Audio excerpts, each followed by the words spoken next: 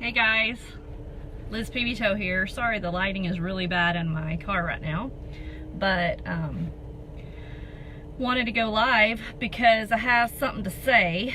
I have been thinking about and ruminating on that sweet baby boy that passed away on Saturday, Alfie, in the UK.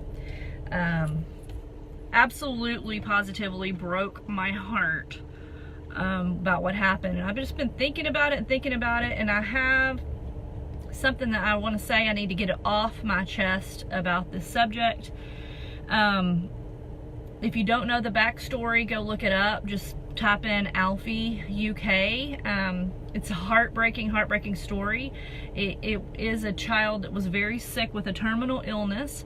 However, the hospital decided that they were going to stop all care for him, despite the parents begging, pleading to take him somewhere that would give him a chance, that would give him a try. And the hospital refused. They basically locked them in the hospital. They removed his oxygen and they removed his feeding source. So basically they took away his food and they took away his oxygen. And I just couldn't at all wrap my head around it, and began thinking about, people are like, you know, it didn't really get a whole lot of attention here in the US, and I guess it's because people think that it can't happen here.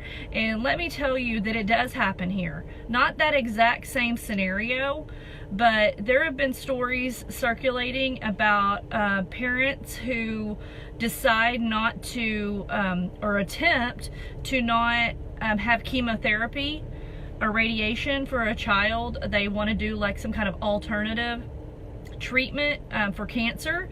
And here in the US, the government has stepped in, had the parental rights removed, taken the child away from the parents, and treated them anyway. So it's happened time and time again. So if you don't think that it can happen here in the US, it absolutely can and is happening here in the US. So let me tell you, I have experienced, not to the extreme that these parents have experienced it, but I have experienced violation of my personal rights myself as a registered nurse several years ago. I think it's been 6 years ago, was the first time it happened. Our hospital made a policy that required all nursing staff to get the flu vaccine. Didn't ask us, wasn't optional, it was required.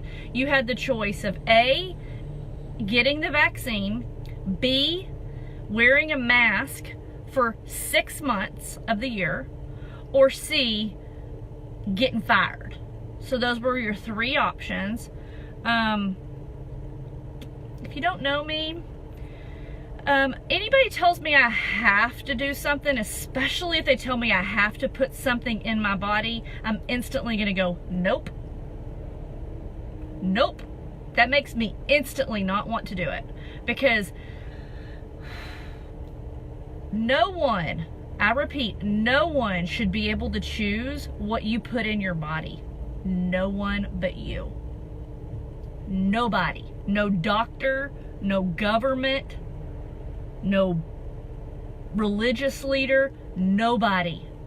No one ever. That's a violation of my human personal right, my freedom. So I have experienced it, and that's why I am so passionate about the right to choose. Okay? So, and of course I'm going to throw breastfeeding in there, because people think that just because they don't like breastfeeding in public, that they should be able to tell somebody when they, where they can eat. That's a violation of that baby's right. We should be able to eat, drink, wherever we want to. We should be able to choose what goes into our bodies and when it goes into our bodies. I'm not talking about illegal substances. Don't get me wrong. Don't put words in my mouth here. But guys, I wanted to get on here and I want to tell you I don't care what your opinions are on vaccines. I don't care what your opinions are on breastfeeding. It doesn't matter. It doesn't matter. I don't care if you think vaccines are the best thing that's ever happened in the world, and I don't care if you would never put a vaccine in your body. We should all be supportive of the right to choose, regardless of what our opinion is. Okay? I'm fully vaccinated.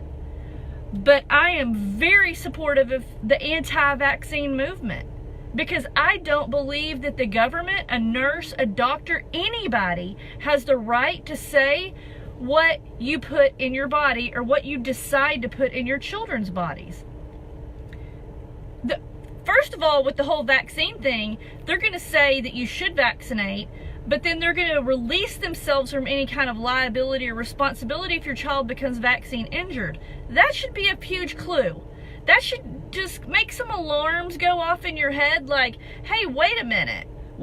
That was another thing back whenever they required me to get a flu vaccine. I was like, well, what if I have an allergic reaction to this vaccine? Are y'all going to take responsibility for that? Oh, no. Down here on the waiver, it says that if you get sick, disabled, injured in any way from this vaccine, we're not responsible. Yeah, we're going to require you to get it, but if you get sick, you were probably already getting sick or probably already had some kind of autoimmune disease or weird thing or whatever. We're not going to take any responsibility. We're just going to force you to get it.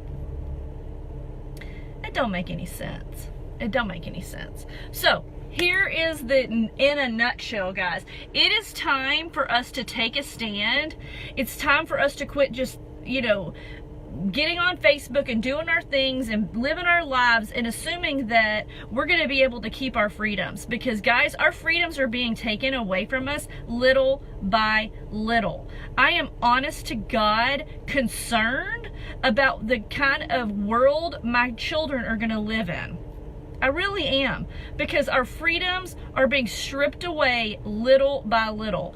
And the vaccine movement is at the forefront of this stripping away of our freedoms. So again, like I said, I don't care if you're pro-vaccine or anti-vaccine. I hate those two terms.